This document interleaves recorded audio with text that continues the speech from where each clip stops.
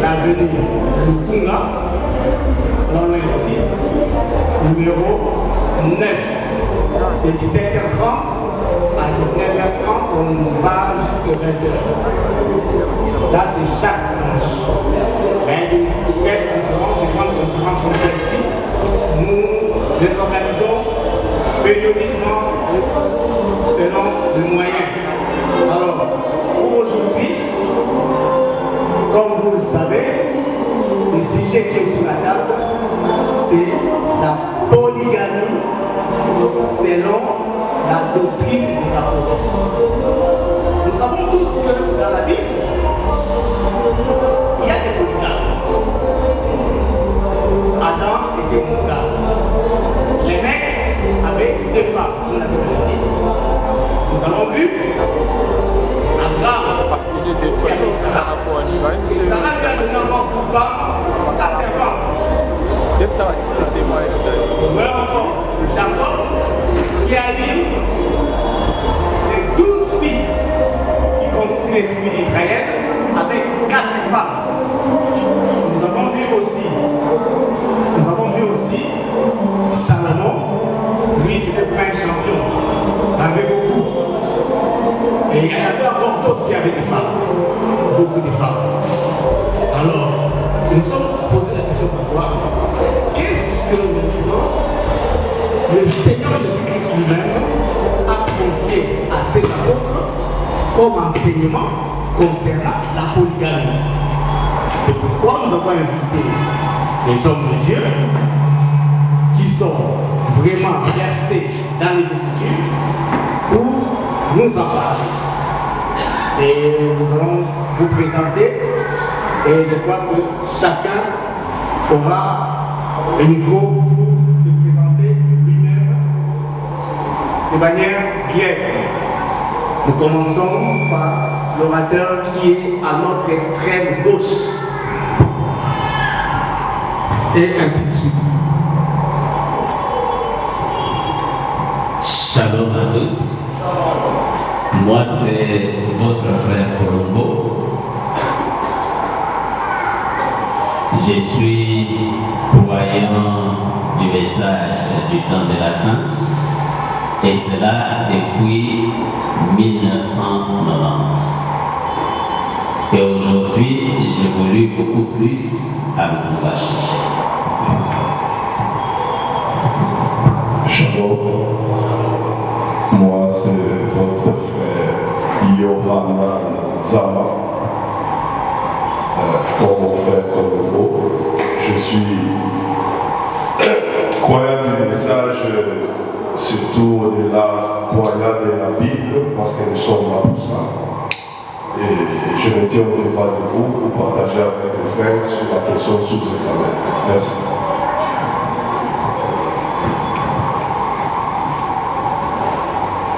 Shalom. C'est votre frère Pichou Moussangé de Wallo. Je suis enseignant dans les assemblées des saints, confessant l'unique message que Jésus a laissé de l'évangile éternel. Je réponds au frère Blaise Bobois. Je suis pasteur chrétien, prédicateur de la parole de Dieu.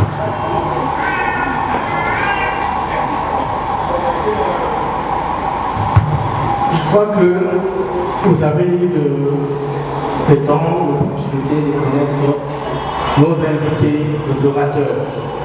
Alors, la conférence et débat va se dérouler de cette manière.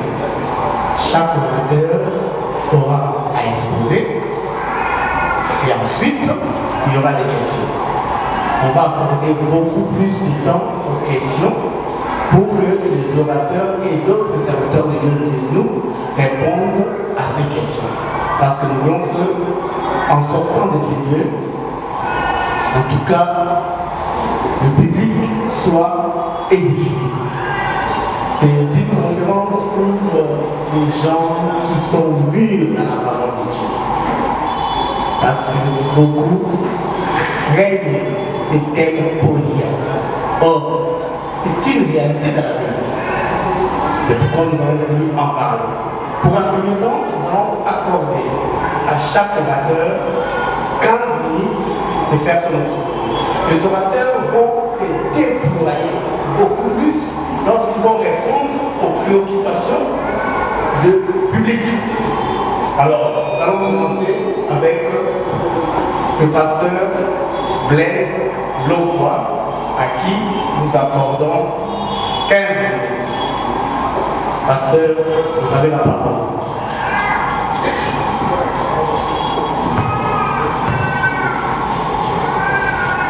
Merci beaucoup de m'accorder la parole. Et je remercie encore le bon Dieu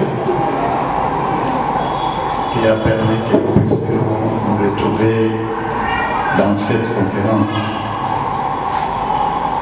Vu que le temps est très jaloux, nous allons vous épargner de certaines lectures qui peuvent nous prendre du temps. J'espère que la plupart des gens qui sont ici sont des lecteurs de la Bible. Nous allons essayer, par la grâce du Seigneur, avec la petite grâce que Dieu nous a donnée, pour exposer les sujets qu'on nous a demandé à ce qui concerne la polygamie selon la doctrine des apôtres. C'est un sujet très complexe. La polygamie étant une forme de mariage d'un homme avec plusieurs femmes, comme l'officiant venait de le dire, on a constaté ces mariages chez les saints comme aussi chez les hommes. Nous qui lisons la Bible, nous avons vu les gens que nous prêchons à tout moment dans l'église, que nous prenons comme des exemples, des modèles, à commencer par Adam, Abraham, Jacob, pas Isaac, et d'autres frères qui ont créé avant nous, ils étaient dans ces mariages. Pour vous épargner de certains détails, je voulais vous dire qu'à l'origine, Dieu a présenté au monde le mariage monogamique parce qu'il a créé un homme et une femme. Et Dieu a béni ce mariage. Il a béni l'homme et il a béni la femme.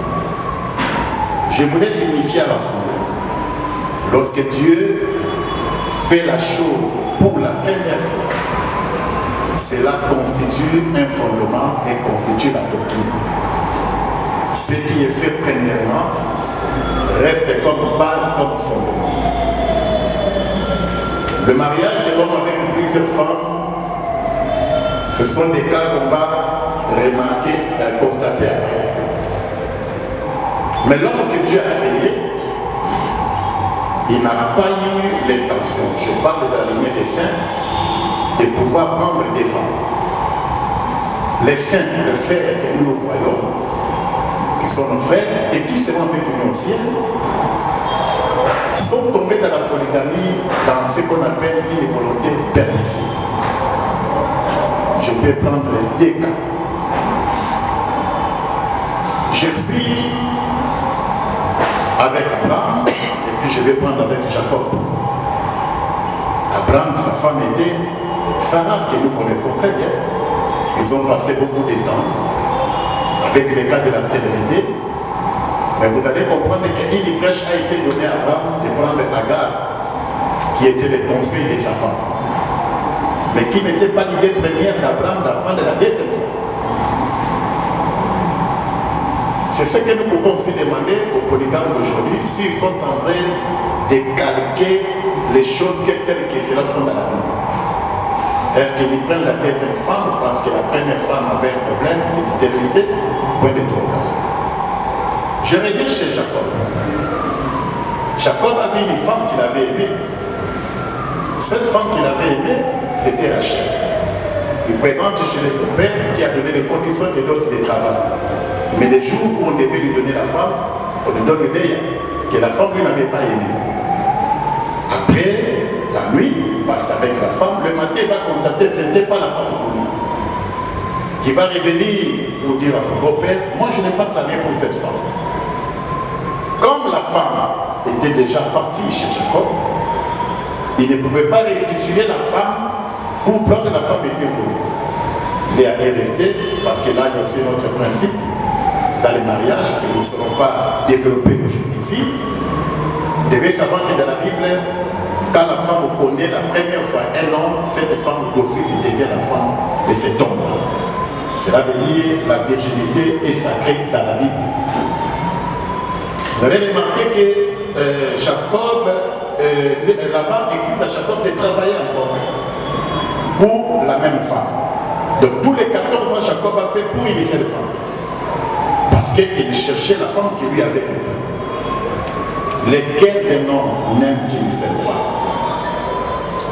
Une seule personne qu'on a trouvé qu'il est allé épouser 2 femmes, c'était dans la lignée de Caïn, où la Bible nous parle des mecs qui prennent 2 femmes. Je répète l'écriture. Il est allé prendre les 2 femmes en même temps. Et on a donné les noms de ces femmes-là. Je ne vais pas rentrer là-dedans, parce que nous sommes en train de donner l'idée pour dire l'essentiel dans les 15 minutes. Et après, dans la Bible, après Genèse, que nous avons pris comme fondement, beaucoup de mariages qui sont constatés. Il n'y a pas seulement la polygamie. Il y a des mariages où le père prend ses propres filles, les cas de Lot. C'est biblique. Lot, c'est un frère qui a eu des enfants avec ses propres filles. Est-ce que nous allons prendre cela comme modèle pour prêcher, prendre l'exemple aussi à l'autre qui a pris des femmes, qui étaient ses propres filles? Il y a eu des mariages, les cas qui étaient passés à la maison de Gina. Quand vous prenez